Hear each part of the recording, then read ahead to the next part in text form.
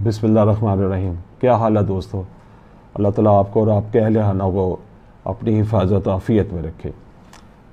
पहली जो किस्त इस सिलसिले में थी वो मैंने कुछ बुनियादी बातें बताने की कोशिश की आम फहम लफ्ज़ों में, ताकि आपको इस सिस्टम की बुनियादों की समझ आ जाए और इस जो कानूनी हीला है, जो हमारा लीगल ट्रिक है, इससे हमें पता चले कि हम किस तरह इसका फ़ायदा उठा सकते हैं। अगर आपको समझ नहीं आई तो दोबारा समझ लें, उसको दोबारा सुन लें, शायद आपको बेहतर समझ आ जाएगी। अब हम इस लीगल ट्रिक की तरफ चलते हैं। वो लीगल ट्रिक क्या है? फाइनेंशियल इंस्टीट्यूशन जो हमारा ऑर्डिनेंस है 2001 FIO जिसे बोलते हैं, इसकी दफ़ा 15 जो है ये बैंकों को अख्तियार देती है कि वो बैंकिंग कोड की इजाज़त के बगैर ही जो प्रॉपर्टी उन्होंने प्लेज रखी है वो उसको बेच दें, डिस्पोज ऑफ कर दें। अब इससे बहुत से मसाइल पैदा हो गए।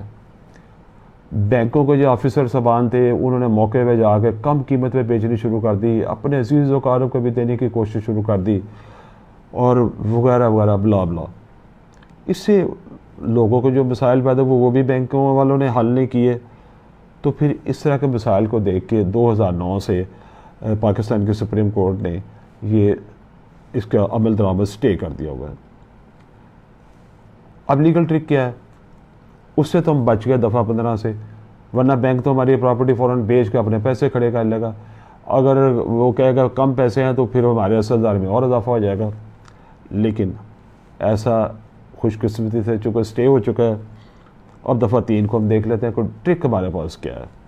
ट्रिक इसमें यह है कि दफ़ा 3 ये हमें बताती है कि अगर बैंक को कस्टमर एक साथ अदा करने में नाकाम हो जाता है या रुक जाती हैं एक साथ, तो उसके बाद बैंक जो है वो मार्कअप या सूद नहीं लेगा, बल्कि कॉस्ट ऑफ फंड लेगा, सिर्फ कॉस्ट ऑफ फंड।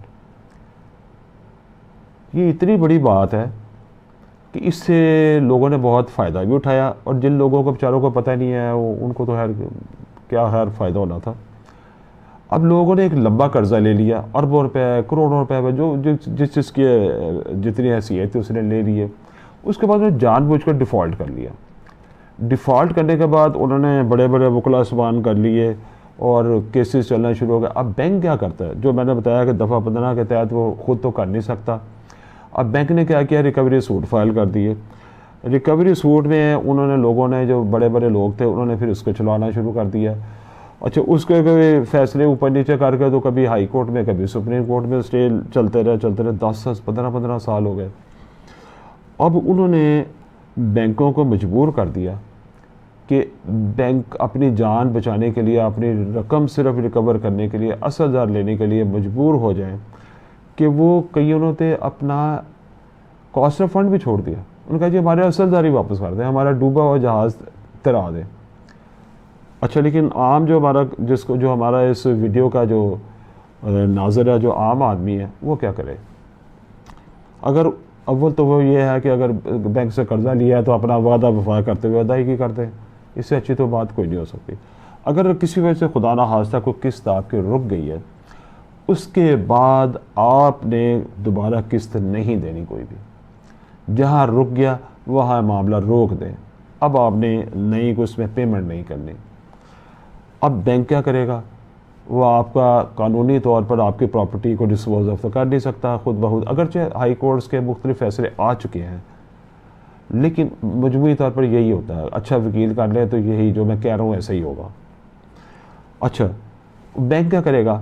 वो आके तो केस दायर कर देगा आपके ख़िलाफ़, या स्टेटमेंट ऑफ अकाउंट जो आपका लेने देने का चक्कर होता है, वो स्टेटमेंट एक होती है जो बैंक आपको देता है, उसमें से गलतियाँ निकालें।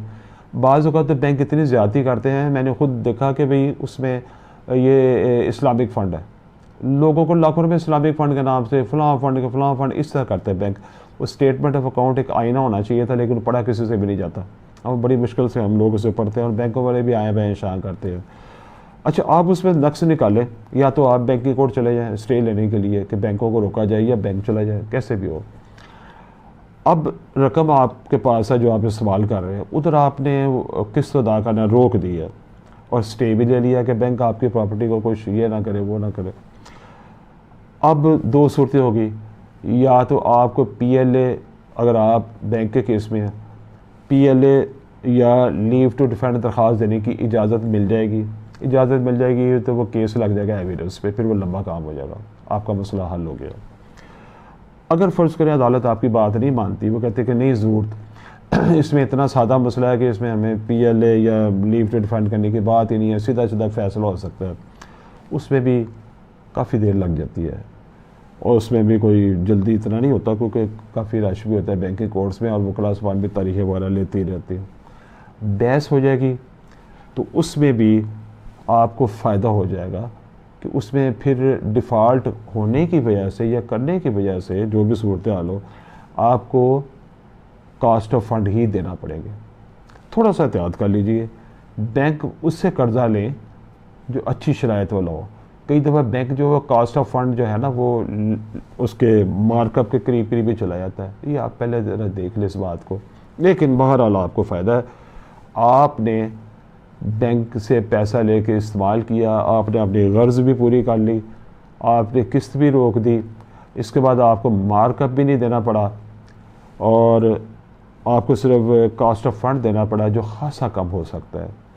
तो इससे क्या फ़ायदा हुआ, आप बैंक के जो जुल्म व सितम जो उसने अगर ढाया आप पर मार्कअप की या सूद की शक्ल में, आप उससे बच गए और आपको सिर्फ कॉस्ट ऑफ फंड यानी सिर्फ थोड़ी सी रकम वही देनी पड़ सकती है या पड़ेगी जो बैंक ने अदा की थी स्टेट बैंक को या उस बंदे को जिससे उसने बैंक ने पैसे लिए थे अपना कारोबार करने के लिए। तो आज की ये वीडियो मेरे उन मज़लूमों के नाम है जिन्होंने बैंकों से कर्ज़ा लिया लेकिन बैंकों के सूद के ज़ालिमाना निज़ाम का शिकार हो गए। और ये ख़ास तौर पर सिर्फ पाकिस्तान में हो रहा है, बैरूनी दुनिया में बैंक ऐसा नहीं कर रहे, यहीं कर रहे हैं। तो उम्मीद है आपको कुछ समझ आ गई होगी इसमें कि आपने हासिल गुफ्तगू क्या हुआ। हासिल गुफ्तगू दोनों वीडियोस का ये है कि आपने अव्वल तो कोशिश करनी है बैंक के पैसे दे दें, क्योंकि आपने पैसे लिए हुए हैं, वापस कर दें। अगर किसी वजह से आप नहीं दे पाए या स्टेटमेंट ऑफ अकाउंट क्लियर नहीं है या आप पे ज़्यादा पैसे लाद दिए गए हैं जो नाजायज़ हैं, फिर आप उसकी किस्त अदा करना रोक दें, डिफ़ॉल्ट कर लें। डेट ऑफ डिफ़ॉल्ट के बाद बिल्कुल किस्त नहीं आपने देनी।